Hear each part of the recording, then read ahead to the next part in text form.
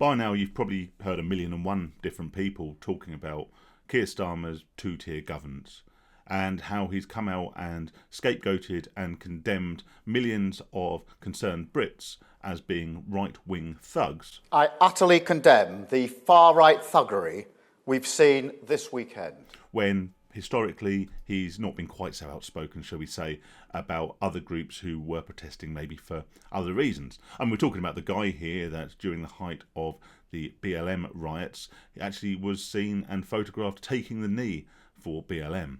And whilst the riots were sometimes reported in a negative fashion, as indeed any criminality should be, there was certainly more conversation, certainly more discourse about the reasoning, about the cause of the riots, which is something that has been casually ignored, certainly in his now infamous right-wing thuggery speech. Far-right thuggery. By Sir Keir. So I won't talk about that, and what I won't also talk about is the blatant two-tier policing system, something that has actually been recognised and commented on for months now here in the UK, where different socio-economic groups get treated differently by the police depending on or not whether they have certain protected characteristics or they are indeed a protected minority or protected group. What I fear we have now, however, is the holy trinity of two-tier tyrannical rule. We've had the two-tier policing system, which ultimately, I guess, is overseen by the government. We've got Keir Starmer's two-tier governance and the scapegoating of certain sections of society. And now we have two-tier mainstream media.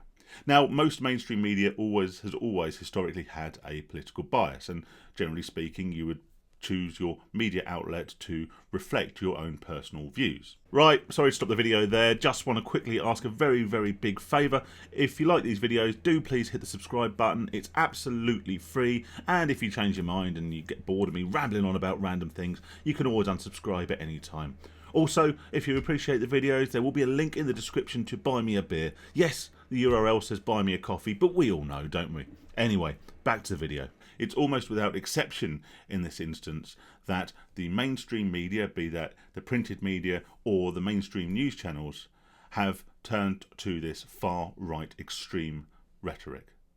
The narrative is that everything that is occurring is purely because of the thuggery, the mindless criminality of far-right, extreme right, hard right people. This is casually disregarding the millions in the background who support the cause, if not the action, both on the street and virtually.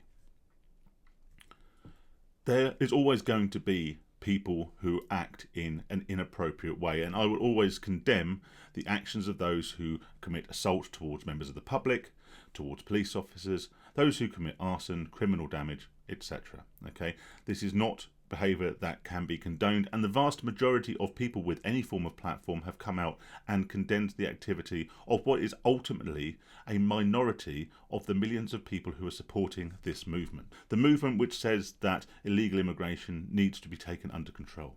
The boats need to be stopped and we need to protect our children. The way that this is being dealt with in the media is akin to a teacher keeping a whole class behind at the end of school because a couple of kids have had a scuffle in the playground. Imagine attending an event, a festival, a nightclub, and a couple of people get far too drunk, go outside and start fighting in the street. Is it then right to condemn and label everyone who was at that event or at that nightclub or whatever it would happen to be as being a bad person, an inherently criminal bad person, as being a thug? That is exactly what has happened not only with our government, but with our mainstream media, the media that is designed to report to us the news, give us the important information of what is happening.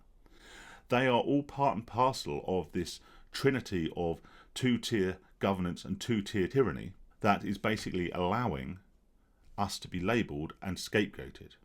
We didn't see the media reporting the BLM riots as groups of black thugs, and quite rightly so, because they weren't all groups of black thugs. Sure, there were people of colour in there that were committing criminal actions, and those will always be condemned and should always be condemned. In the same way, there are white working class men who are committing criminal actions in the most recent riot. However, that isn't to say that anyone who is a white working class man that is attending these protests is a far right thug. However, it's far easier to divide and conquer. It's far easier to put everyone into a box, label that box as the problem, and then use it to bring in new laws, new measures, and new powers for the police, which, let's face it, they wanted to bring in anyway.